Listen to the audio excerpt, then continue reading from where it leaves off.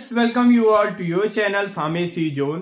दोस्तों, हम लोग पढ़ रहे हैं बीफॉर्म 7 सेमेस्टर के सब्जेक्ट इंडस्ट्रियल फार्मेसी 2 की यूनिट 5 को, और आज का हमारा टॉपिक है COPP यानी कि सर्टिफिकेट ऑफ फार्मास्यूटिकल प्रोडक्ट। तो आज के इस वीडियो में हम आपको बताएंगे कि ये कैसा सर्टिफिकेट है, कौन इसको प्रोवाइड कराता है, इसका क्या यूज है, यानी कि complete information about the certificate of pharmaceutical product आज आपको इस वीडियो में मिलेगी। तो आइए शुरू करते हैं अपना टॉपिक। और शुरू करने से पहले अगर अभी तक आपने चैनल को सब्सक्राइब नहीं किया है तो जल्द से जल्द चैनल को सब्सक्राइब करें ताकि आपके पास video lectures and free PDF notes पहुंचते रहें। तो आइए शुरू करते हैं। तो भाई, जैसा कि इसके नाम से पता चल रहा है कि ये फार्मास्यूटिकल प्रोडक्ट के लिए एक सर्टिफिकेट है, और ये जो सर्टिफिकेट है इसको कौन देता है? इसको प्रोवाइड कराता है WHO, world health organisation.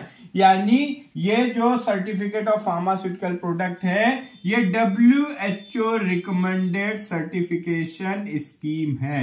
It's a WHO recommended certification scheme, world health organisation, जो कि ग्लोबल हेल्थ को, वर्ल्ड हेल्थ को मैनेज करने का काम करता है। जो भी दवाएं हैं उनके WHO के अकॉर्डिंग वो गाइडलाइंस को फॉलो करते हुए वो बनाई जाती हैं। तो फार्मास्यूटिकल प्रोडक्ट्स यानी जो मेडिसिन हैं ये ह्यूमन हेल्थ के लिए यूज की जाती हैं, तो उनके लिए WHO एक सर्टिफिकेट प्रोवाइड करता है जिसे कहते हैं हम COPP यानी सर्टिफिकेट ऑफ फार्मास्यूटिकल प्रोडक्ट। और ये जो सर्टिफिकेट है, ये सर्टिफिकेट इस सर्टिफिकेट से मिलता है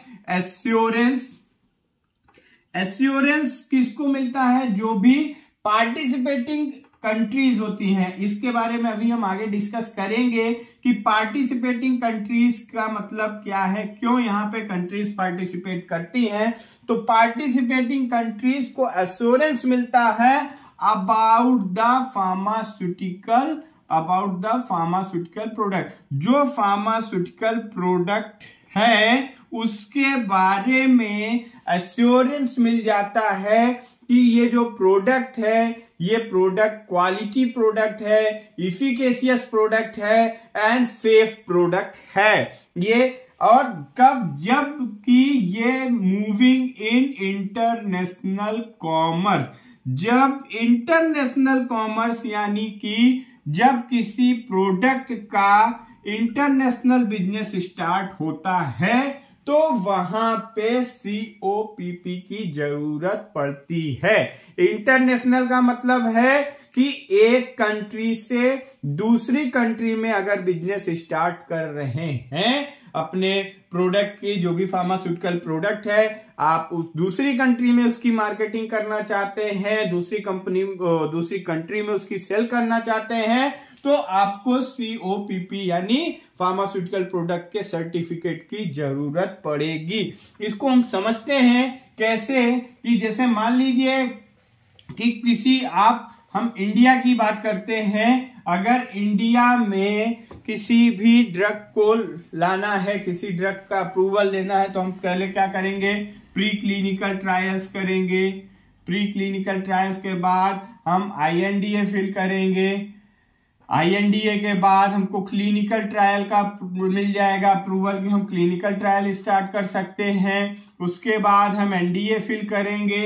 NDA के बाद ये हम न्यू ड्रग एप्लीकेशन, फिर CDSCO, central drug standard control organisation, इसके पास रिव्यू के लिए जाएगा। देन आपको ये अप्रूवल देंगे कि आपको अप्रूवल मिल जाएगा अगर वो सभी कंप्लायंस को फुलफिल करेगा, तो कि अब आप इंडिया में इस जो भी आपका प्रोडक्ट है उस प्रोडक्ट का सेल परचेस कर सकते हैं, उसका बिजनेस स्टार्ट कर सकते हैं। तो ये हो गई आपका इंडिया के लिए।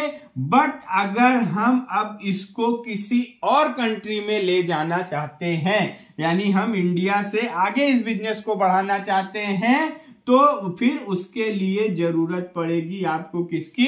COPP, certificate of pharmaceutical product की। तो ये हो गया। अब यानी कि जो पार्टिसिपेशन कंट्रीज थी वहां पे सीओपीपी जो रिकमेंडेड होता है, मीन अगर इंटरनेशनल बिजनेस हम स्टार्ट कर रहे हैं तो वहां पे होगा इंपोर्ट और export. Import and export means एक देश होगा जो उसको एक्सपोर्ट करेगा। मीन्स अगर आप इंडिया में हम इंडिया में हैं, हम इंडिया से दूसरे कंट्री में भेज रहे हैं, तो इंडिया हमारी हो गई एक्सपोर्टिंग कंट्री, और किसी अदर कंट्री में भेज रहे हैं जो भी हो वो XYZ, तो वो हो गई हमारी कौन सी, इंपोर्टिंग कंट्री। तो फार्मास्यूटिकल प्रोडक्ट के केसेस में जो इंपोर्टिंग कंट्री है इसको ये जरूरत होती है COPP की, यानी सर्टिफिकेट ऑफ फार्मास्यूटिकल प्रोडक्ट की जो जरूरत होती है वो होती है इंपोर्टिंग कंट्री को। इससे क्या होता है कि अगर इसको COPP मींस अब इसको जरूरत होती है तो ये किससे मांगेगा, इसको एक्सपोर्टिंग कंट्री से, इंडिया से। तो अगर इनके पास सर्टिफिकेट ऑफ फार्मास्यूटिकल प्रोडक्ट का सर्टिफिकेट है तो इट मींस इंपोर्टिंग जो कंट्री है वो ये एश्योर हो जाएगी कि इन्होंने जो भी अपना काम किया है, जो भी इनका ड्रग प्रोडक्ट है वो अकॉर्डिंग टू GMP गाइडलाइंस के अकॉर्डिंग है, यानी गुड मैन्युफैक्चरिंग प्रैक्टिस जो गाइडलाइंस है उसको इन्होंने फिल किया है। इनका जो प्रोडक्ट है उसमें क्वालिटी है, सेफ्टी है और इफिकेशियस प्रोडक्ट है, इफिकेशियस प्रोडक्ट है, तो ये एश्योर हो जाएगा। मीन्स हम जैसे कि अगर ISO हमने पढ़ा, ISO में क्या होता है, इंटरनेशनल ISO क्या है कि इंटरनेशनल स्टैंडर्डाइजेशन ऑर्गेनाइजेशन। मीन्स कि अगर कोई प्रोडक्ट ISO प्रमाणित है इट मीन्स कि उसको ग्लोबली कहीं भी यूज किया जा सकता है, उसको एक ये मानक, एक वो सर्टिफाइड है कि वो स्टैंडर्ड पे बना हुआ है। उसी तरीके से अगर COPP अप्रूव्ड है तो COPP अप्रूव्ड है तो इंपोर्टिंग कंट्री ये श्योर हो जाएगा कि ये जो प्रोडक्ट है ये इन सभी पैरामीटर्स को फुलफिल कर रहा है। और जो ये COPP जो होता है, जो सर्टिफिकेट ऑफ फार्मास्यूटिकल प्रोडक्ट का है, ये सिंगल प्रोडक्ट के लिए मिलता है। ये किसके लिए मिलता है, फॉर सिंगल प्रोडक्ट। क्यों, क्योंकि अलग अलग प्रोडक्ट को बनाने के लिए उनकी मैन्युफैक्चरिंग साइट्स डिफरेंट हो सकती हैं, मैन्युफैक्चरिंग मेथड डिफरेंट हो सकते हैं, जो केमिकल सब्सटेंस हम यूज कर रहे हैं वो भी अलग अलग हो सकते हैं। तो इसीलिए COPP जो इशू होता है वो सिंगल प्रोडक्ट के लिए ही इशू होता है। और ये किसको जरूरत होती है, इंपोर्टिंग कंट्री को जरूरत होती है। उससे वो एश्योर हो जाता है कि अगर एक्सपोर्टिंग कंट्री जो प्रोडक्ट को एक्सपोर्ट कर रही है उनके पास COPP है, यानी उन्होंने GMP गाइडलाइंस को फॉलो किया है, उनके प्रोडक्ट की क्वालिटी, सेफ्टी, इफिकेसी, ये सभी एस्पेक्ट्स को उन्होंने फुलफिल किया है। अब जो अभी हम आगे देखेंगे कि COPP को कैसे अप्रूवल, मतलब अगर हमें COPP लेना है, सर्टिफिकेट ऑफ फार्मास्यूटिकल प्रोडक्ट लेना है, तो वो कैसे आपको अप्लाई कैसे करना पड़ेगा। तो ये हमने देखा किसके लिए जरूरत होती है और क्यों जरूरत होती है।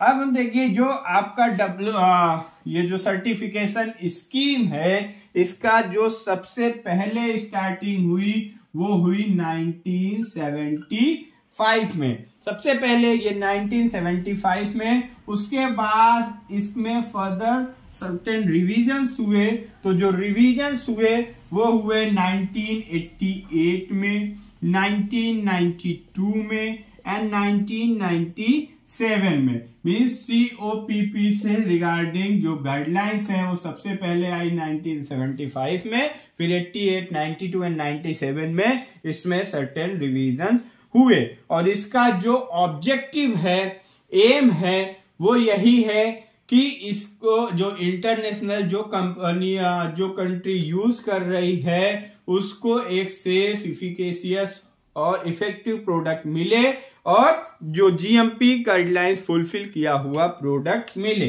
अब हम नेक्स्ट देखते हैं टाइप्स ऑफ COPP। COPP के कितने टाइप्स होते हैं, टाइप्स तो जो इसका सबसे पहला टाइप है that is WHO 9075 type COPP, क्योंकि सबसे पहला अभी हमने बताया कि सबसे पहला जो सर्टिफिकेट ऑफ फार्मास्यूटिकल प्रोडक्ट आया दैट इज इन 1975। अब ये जो टाइप है इसमें 4 कंडीशंस पे ये मिलता है। सबसे पहली कंडीशन है वो ये है कि अथराइज प्रोडक्ट होगा।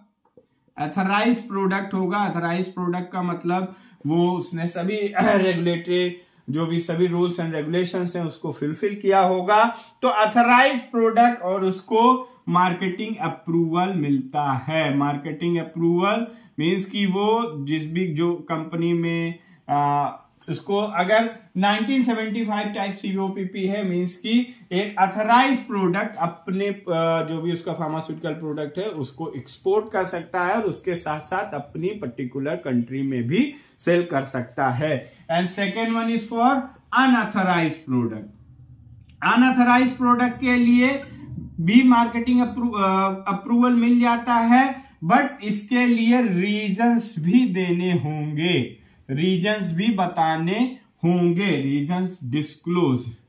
रीजंस भी डिस्क्लोज होंगे कि क्यों एक अनअथराइज प्रोडक्ट को ये COPP दिया जा रहा है। जैसे कि अभी हमने पैंडेमिक चल रहा था कोविड के समय पे, तो वहां पे उन ऐसे इमरजेंसी केसेस में कुछ अनअथराइज प्रोडक्ट होते हैं। अनअथराइज प्रोडक्ट का मतलब कि उनके सभी या तो कुछ रूल्स एंड रेगुलेशन कंप्लीट नहीं हुए होंगे या सर्टेन मतलब क्लिनिकल ट्रायल, जैसे हमने लास्ट वीडियोस में आपको बताया अलग टॉपिक्स में कि कुछ केसेस में हम जैसे IND जब इन्वेस्टिगेशनल न्यू ड्रग एप्लीकेशन हम डिस्कस कर रहे थे तो वहां पे इमरजेंसी ट्रीटमेंट मीन्स अलग अलग केसेस में हम कुछ सर्टेन लेवल तक क्लिनिकल ट्रायल्स करते हैं, उसके बाद प्रोडक्ट को मार्केट में लॉन्च कर देते हैं। तो अगर कोई अनअथराइज प्रोडक्ट को COPP मिल रहा है देन उसके रीजंस डिस्क्लोज होने चाहिए। एंड नेक्स्ट है आपका C कि एज रिकमेंडेड, मतलब कि ये WHO द्वारा रिकमेंडेड जो GMP गाइडलाइंस है प्रोडक्ट उनको कंफर्म कर रहा है। WHO recommended GMP confirmations. And next जो इसका स्टेटमेंट है वो ये है कि जो प्रोडक्ट है वो केवल अपनी कंट्री में ही सेल कर सकता है, इन ओन कंट्री। तो इन 4 क्राइटेरिया पे 1975 टाइप COPP मिलता है। नेक्स्ट वन इज जो आपका दूसरा टाइप है that is for about 1988 type. 1988 type, और जो ये 1988 टाइप COPP है इसका मतलब कि यहाँ पे जो हमारा जैसे 75 टाइप था इसमें अलग अलग 4 क्लॉज थे, बट इसमें कुछ नहीं। अगर 1988 टाइप COPP मींस कि जो भी क्राइटेरिया है वो सबको फुलफिल किया है उस पर्टिकुलर प्रोडक्ट ने। And next one is 1992 type COPP, और जो ये 1992 टाइप है अगर किसी, ये 2 केसेस में मिलता है कि पहला कि अगर किसी जो कोई प्रोडक्ट है उसके इंफॉर्मेशन और उसके सेल परसेंट के रिगार्डिंग जो इंफॉर्मेशन दी गई हैं उनसे रिगार्डिंग कोई क्वेश्चन अराइज हो रहा है then they have to file 1992 type COPP। And if अगर किसी जो प्रोडक्ट का लाइसेंस है उसको एक्सटेंड करना है, रिन्यू करना है, तो भी 1992 टाइप COPP फॉलो करना पड़ेगा। तो ये हमारे 3 टाइप के COPPs हैं 1975, 1988 एंड 1992। अब next content of COPP। Content of COPP में होगा आपका इंपोर्टिंग कंट्री का नाम होगा, एक्सपोर्टिंग कंपनी का नाम होगा, API होंगे, मैन्युफैक्चरिंग साइट, यानी उस प्रोडक्ट से रिलेटेड कंप्लीट इंफॉर्मेशन उसमें होगी, और ये आपको इसकी डिटेल्स आपको PDF नोट्स में मिल जाएगी। अब हम देखते हैं कि कैसे प्रोसेस टू अप्लाई, कैसे अप्लाई किया जाता है। तो COPP को अप्लाई करने के लिए एक FDA एक साइट होती है, उस साइट पे आप जाएंगे तो एक उसका फॉर्म जनरेट होगा, उस फॉर्म को फुलफिल करना पड़ेगा। तो जो नेशनल रेगुलेटरी अथॉरिटी होगी, कुछ सर्टेन नेशनल रेगुलेटरी अथॉरिटीज होंगी, वो उसका रिव्यू करेंगे मतलब वो उसके सर्टेन टेस्ट करेंगे, सेफ्टी के टेस्ट करेंगे, इफेक्ट के टेस्ट करेंगे, अलग अलग लेवल के टेस्ट करेंगे, और टेस्ट करने के बाद वो आपको मार्केटिंग ऑथराइजेशन अप्रूवल मिलेगा। और ये जो अगर आपने जब अप्लाई किया, अप्लाई करने के 20 दिन के अंदर, विद इन 20 डेज, 20 दिन के अंदर आपको COPP मिल जाता है। With in 20 day of application, apply करने के 20 दिन के अंदर COPP मिल जाता है। और इसकी जो एक्सपायरी डेट होती है वो होती है 2 ईयर्स, मीन्स की इसकी सेल्फ लाइफ हम कह सकते हैं, या 2 साल बाद ये एक्सपायर हो जाता है। और किन किन प्रोडक्ट के लिए हम कर सकते हैं, तो अप्रूव प्रोडक्ट, अगर कोई अप्रूव ड्रग प्रोडक्ट है तो उसके लिए हम COPP अप्लाई कर सकते हैं, API के लिए कर सकते हैं, OTC ड्रग के लिए कर सकते हैं, और होम्योपैथिक के लिए सर्टिफिकेट ऑफ फार्मास्यूटिकल प्रोडक्ट का एप्लीकेशन किया जा सकता है। तो गाइस ये था सर्टिफिकेट ऑफ फार्मास्यूटिकल प्रोडक्ट के बारे में। आई होप कि आपको ये वीडियो समझ में आया होगा। इस टॉपिक से रिलेटेड कोई भी क्वेरी हो तो आप कमेंट बॉक्स में ड्रॉप कर सकते हैं। टॉपिक के PDF नोट को आप डिस्क्रिप्शन बॉक्स में दिए गए लिंक से डाउनलोड कर सकते हैं। Thank you very much.